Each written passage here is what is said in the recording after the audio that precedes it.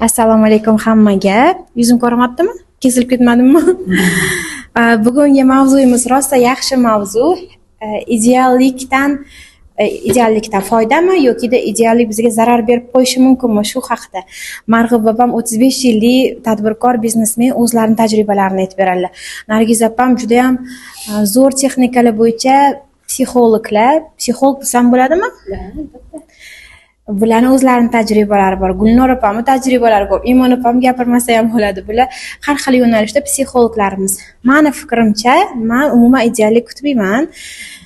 Oldin o'qishga borganimda ham endi oddiy kichkina qiz bolasi, o'shanda ham nima yarashsa yarashmasa, nima kiyimim bo'lsa kiyib borardim-da, o'rtalarimga kulardim. Yarashmabdimi, mayli bir kun harf bo'lsam harf bo'lman derdim-da. Har kuni harfsan derdi ular. Mana har kuni ideallik kutmasdan boraverardim. O'sha kayfiyatimni tushirmasdim. Ideallik oldindan kutmaganman men. Ideal bo'lmasligi haqida tajriba ham ayta olmayman, lekin ideallik kutadigan ekspertlar bormi oranglarda? Sizlarning ham tajribalar bular uchun muhim. Ideallik kutib nimani yo'qotdinglar, nima topdinglar? Ideallikka o'tmasdan, hech nimani kutmasdan nimalarga erishdinglar? Marg'ub opa, siz boshlab bering. Hozir mana sizni gaplaringizdan o'ylab qarasam, men aslida doim ideallikka intilgan inson ekanman. Doimo masalan tashqi ko'rinishimga ideal darajada bo'lishga, har bir libosimni rangi, oyoq kiyimim yoki aksessuarlarimni bir-biriga mos kelishi, o'zimni gap so'zim jihatdan, o'zimni tutishim jihatdan yoki ishlayotgan ishimni, bajarayotgan vazifalarimni ideal darajada bajarishga harakat qilar ekanman, qilar edim. Juda ko'p vaqt davomida har bir bajarayotgan ishimni ideal darajada bajarishga, mening ishimdan hech kim kamchilik topmasligiga harakat qilib ishladim. To'g'ri, bu ham juda ham katta yutuqlarga erishdim. O'ziga yarasha buni ham ijobiy tomonlari bor. Ideallikka intilish bu degani yanada tajribangiz oshishi, o'zingizni har tomonlama mukammallashishingizga yordam beradi. Lekin shunaqangi paytlar bo'ladiki, hamma narsa ham hayotda ideal darajada bo'lavermas ekan degan tushunchani juda kech anglab yetishni boshladim. Nima desam bo'ladi? 50 yoshga yaqinlashib qolganimdagina ba'zi bir xil katta yo'qotishlarni boshimdan kechirganimda keyin o'ylashni boshladim. Nega men shu narsani har bir qadamini o'ylab bajargandim-ku. Mana shu narsani men juda ham yaxshi ideal darajada qilgandim-ku. Nega bunaqa yo'qotish bo'ldi? Bir marta emas, 2 marta emas, juda ko'p marta katta yo'qotishlarga, hayotdagi yo'qotishlarga yoki har xil xiyonatlarga duch kelganimdagina anglab yetishni boshladim. Demak, insonam, har bir bajarayotgan vazifangiz ham yoki biron bir narsani hammasi ham doimo biz xohlagandek ideal darajada bo'lmasligi mumkin ekan. Shuning uchun endi mana yoshim 50 dan oshib 60 ga qarab ketgan paytimda men ideallikni emas, har kuni nima bo'lsa bo'lar, bugungi kunim kechagidan yaxshi bo'ladi yoki bugungi kunim kechagidan yaxshi bo'lmasdan noxush voqealar bo'lsa, demak shunaqa bo'lishi kerak ekan degan narsani qabul qilishni mana men endi o'rganishni boshladim. Mana shu ideallikka intilganim juda ko'p joylarda pand berdi, lekin menga uni tan olaman. Lekin tajribamni oshishiga juda ko'p joylarda meni noqulay vaziyatlardan olib chiqishga yordam bergan ideallikka intilishim. Ideallikka intilish yaxshi deb o'ylayman, lekin juda ham ideal darajada bo'lishga hamma joyda harakat qilishi ham ba'zi bir xil joylarda odamga pand beradigan yoki murakkab vaziyatlarga olib kelib qo'yadigan paytlar ham bo'lar ekan. Shuning uchun hamma narsani qanday bo'lsa shundayligicha qabul qilishni o'rganish kerak ekan.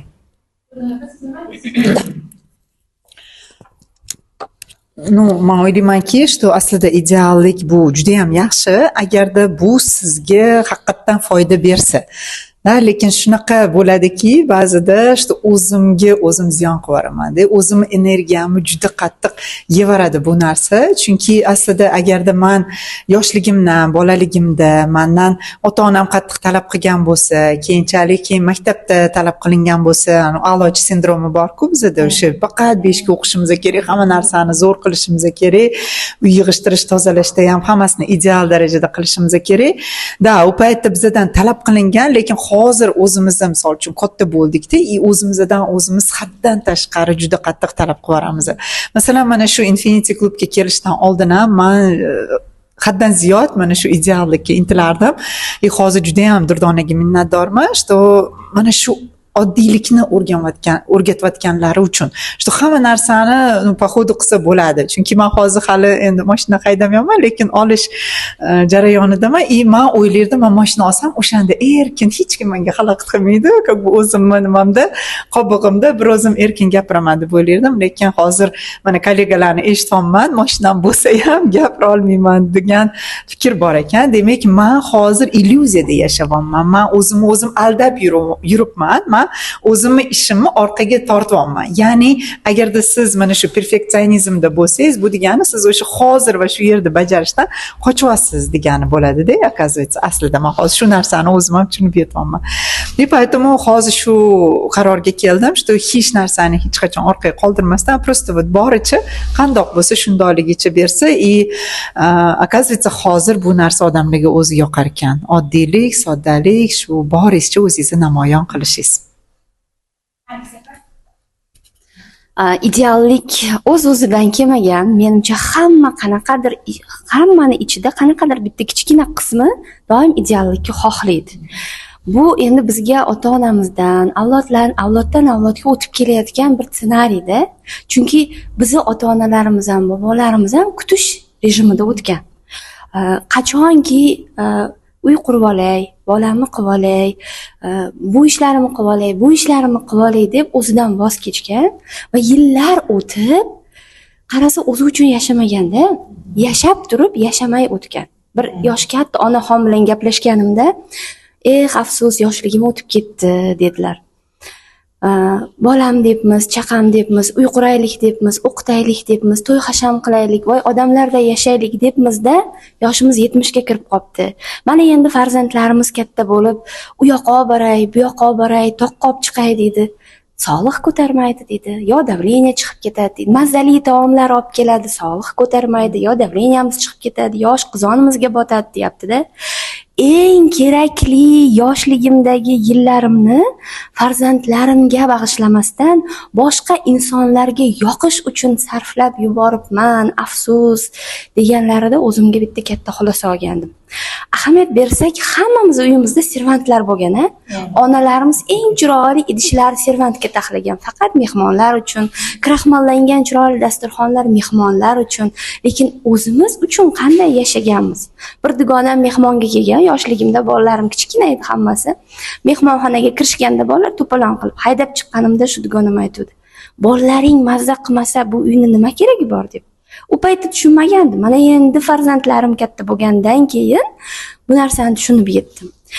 Va aslida baxt menimcha oddiylikda-da, chunki hamma murakkab ko'ringan narsalar kichkina oddiy lahzalardan iborat. Hattoki eng qiyin murakkab texnikalari ham ichiga kirib sochib tashlasangiz, u oddiy narsalardan yig'ilgan yig'indi. Va hozir va shu yerda agar biz bugun meni kunim oxirgi kun bo'lganda qanday yashardim deb o'ylab ko'rsak, hayotimiz boshqacharoq bo'lardi. Kimgadir iliq so'z aytardik, kimgadir yordam berardik yoki o'zimiz uchun qilib ko'rmagan narsamizni qilib ko'rgan bo'lardik-da. Menimcha ideallik bu yo'q narsa. Chunki hamma narsa o'zini balansi bilan beriladi. Oq va qora, quyosh va oy, kecha va kunduz buni sanoqsiz davom ettirish mumkin. Bu albatta meni fikrim. Men ham o'z fikrlarimni, o'z tajribalarimdan bo'lishib aytmoqchiman. Men uchun ham ideallik rosa qaysidir hayotimning ko'p qismini egalladi. Aynan men nima deb o'ylaymanki, bu qaysidir ma'noda qo'rquvlarimizni bir ko'rinishi. Chunki har doim mana shu psixologiyaga kirib kelishni boshlaganimda shunaqa vaziyatlar bo'lganki, men professional bo'lishim kerak, men ideal bo'lishim kerak. Ertaga kimdir nimaga bunaqa emas desa yoki qaysidir savoliga javob bera olmay qolsam, keyin men uyalib qolaman, hamma meni gapiradi, sharmanda bo'laman degan qo'rquvlarim bo'lardi. O'sha uchun har doim yana o'qishga rosa harakat qilib, qanchadir yil masalan o'qidim-da, masalan 4 yildan ko'p o'zim ustimda ishlardim. Va bu ko'p ideallikka intilish gohida hattoki tanamizga ham ta'sir qiladi. Xuddi shu ekspertlar aytganidek, men o'zim ham ortiqcha vazn yig'ishni boshlaganman. Ortiqcha vazn yig'ishni boshlaganimda o'zim bilaman, haqiqatda, chunki men tinimsiz ovonman, hissiyotlarimni ichimga yutyapman. Ishlayotgan odamlarim men olgan bilimlarimga nisbatan kam energiya beryapman. Chunki kuchim juda ham ko'p, odamlarga bilim berishga aytadi, lekin men ideal bo'lishim kerak, yana zo'r bo'lishim kerak, bu bilimni ham o'rganib olishim kerak, buni ham o'qib olishim kerak deb har doim harakat qildim va bu o'zim sog'lig'imda shunaqa vaziyatlarni keltirib chiqardi. Va tavakkal qildimki, bo'ldi, yetadi, chunki hamma o'sha tashqaridan kelgan talablarga ko'ra sizda yetarli bilim bor desa ham o'zimga bo'lmagan ishonchim, o'sha omma oldidagi qo'rquvim, tashqi tarafdan bo'ladigan qo'rquvimni yengib, haqiqatda ham shu Alloh o'zi qachonki tayyor bo'lganda yo'limizni ochadi va shu Infinity klubga keldim. Aynan o'sha Durdon aytganlaridek, bizga bosh bo'ladigan odam ideallikka intilmaydi va ularning energiyasi bizga shunaqangi oson ulandi va ularning energiyasiga ulanib, haqiqatda ideallikni yig'ishtirib, Instagram yuritishi, Telegramni to'g'ri upakovka qilishida, YouTube yuritishni boshladim. Boshida rosa bilmasam ham bilimlanib, o'sha bergan vazifalari bo'yicha ishlab ketdim va buni natijasida o'sha qo'rquv bilan yuzlashdim. Aslida o'sha qo'rquv bilan yuzlashishgacha bo'lgan jarayon qiyin, lekin yuzlashish aslida oson. Aytishadiki, shuning uchun har doim qo'rqqan tarafingga qarab yur, o'shanda sen o'zing xohlagan natijani erishasan deb. Shuning uchun men ham ideallikka intilib, men rosa ko'p vaqtimni yo'qotib qo'ydim. Bu vaqt, bu pul, vaqt bu juda ham qimmatbaho ne'mat hisoblanadi va maslahat berardimki, kutib o'tirmang. Hech qachon kutib o'tirmang. Hozir keldimi, Alloh sizga hozir shu imkoniyatni berdimi, shu bilimlarni berdimi, qaysidir yaxshilik qilish imkoniyatini berdimi, qalbingizga qanaqadir bir kasb bo'yichami, bilim bo'yichami o'sha nurni sochdimi, siz ham o'sha istaganingizcha, o'zingiz qo'lingizdan kelgancha, xohlaganingizcha insonlarga yordam berish, bilim berish yoki qaysidir kutib turgan ishingizni boshlashi, ochmoqchi bo'lgan joyingizni ochishi bugundan kechiktirmasligingizni tavsiya qilgan bo'lardim. Yakuniy gap. Hozir mana qizlarimiz o'zlarini fikrlarini bildirishdi. Bular gapirishgan paytda bularning gaplariga quloq solib turib, yana o'zim ichki dunyomga sho'ng'idim va hayotimni qisqa mana shu vaqt oralig'ida tahlil qilishni boshladim. Qanaqa jihatdan? Ideallik jihatidan qanchalik ideallikka intilib to'g'ri qilganmanmi, yo'qmi degan narsani sizlar mana gapirib turibsizlar, lekin men o'zimni ichki dunyomga sho'ng'ib, hayotimni o'sha boshidan eslagan joylarimdan tahlil qildimda, lekin bilasizlarmi qizlarima? Ideallik baribir ham yaxshi. Chunki ideal bo'lishga intilish shaxsan menga energiya beradi. Ko'rinishimni masalan ideal darajada bo'lishmi yoki bir bajargan ishim, tayyorlagan taomimni, masalan uy yig'ishtirishmi yoki avtomobil boshqarishmi yoki mana tijorat qilishmi, har doim har sohada har bir qilayotgan ishimni ideal darajaga olib chiqishni xohlashim menga energiya beradi.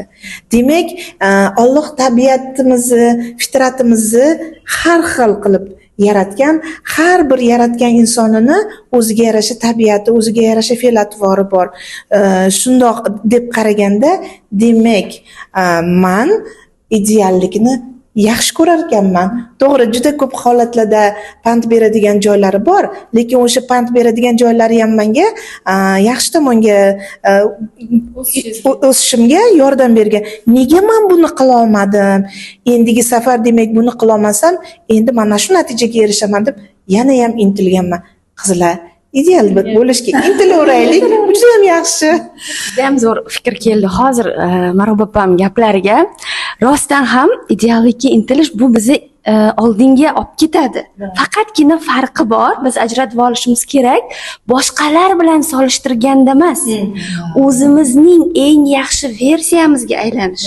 Chunki dunyoda kelishimiz ham husni xulq-ku, o'rganish, o'zimiz eng yaxshi versiyamizga aylanish. Agar shu versiyada ketadigan bo'lsak, bu yerda solishtirish ketmaydi, raqobat ketmaydi. Oddiy bo'lib turib ham ideallikka erishish mumkin. Marg'upa, rahmat, zo'r fikrlar keldi. Bu yerda men yana bitta narsaga e'tibor qaratmoqchiman. Shu ichki intizom sizda yaraladi, ya'ni disiplina deyiladi-ku. Juda ko'p insonlarda, ayniqsa bizda O'zbekistonda kuzataman, вообще disiplina umuman yo'q odamlarda. Lekin agarda endi bir tarafdan shu ideallikka intilsa, menimcha o'ylaymanki, shu intizom ham yaraladi-da insonda. Nafaqat tashqi dunyoga, balki o'zini ichki intizomi ham o'zi uchun juda ham zo'r shakllanadi. Chunki bu nima deydi, oldingizda o'sha maqsad qo'yganingizdan keyin sizni ichki motivatsiyangiz bo'ladi-da. Shu motivatsiya ichki intizom bilan oldinga harakat qilishingizga yordam beradi. Men ham xuddi shu ideallikni aslida to'g'ri, hamma narsani o'z o'rnida yaxshi, plyus minuslari bor. Aslida ideallik haqiqatda to'g'ri qaralganda o'zini rivojlantirish uchun juda ham yaxshi. Men aytmoqchi bo'lganim, ideallik qachon pand beradiki, boshlamoqchi bo'lgan har bitta ishingizni orqaga surorganda, siz reja qilgan ko'p ishlaringizni orqaga surorganda, yo'q keyin deganda, bu ideallikni kutish orqasida o'sha qo'rquvlar bilan ishlolmaslik, o'zini ustida ishlolmaslik turadi va o'sha narsada siz ko'p yillarni yutqazib qo'yishingiz mumkin. O'sha paytda bu o'sha har tarafdan qaraganda ideallikka boshlamoqchi bo'lgan narsaga, qilmoqchi bo'lgan ishlarni ertaga qoldirmaslikda ajratib ishlatish juda ham o'rinli deb o'ylayman. Ideallikni haqiqatda o'zi bilan kelishganda, haqiqatda men ham eng yaxshi taomlarni eng zo'r qilib yaratishi, ko'rsatishi, berishi bu juda ham yaxshi, lekin o'sha orqaga qoldirmoqchi bo'lgan, boshlanmoqchi bo'lgan yangi rejalarni har doim o'z vaqtida tavakkal qilib, shunchaki hammaga yoqishi birinchi qadamni qo'yib olsa bo'ldi-da. Eng muhimi birinchi qadam, u yoq o'zi avtomatik ketaveradi.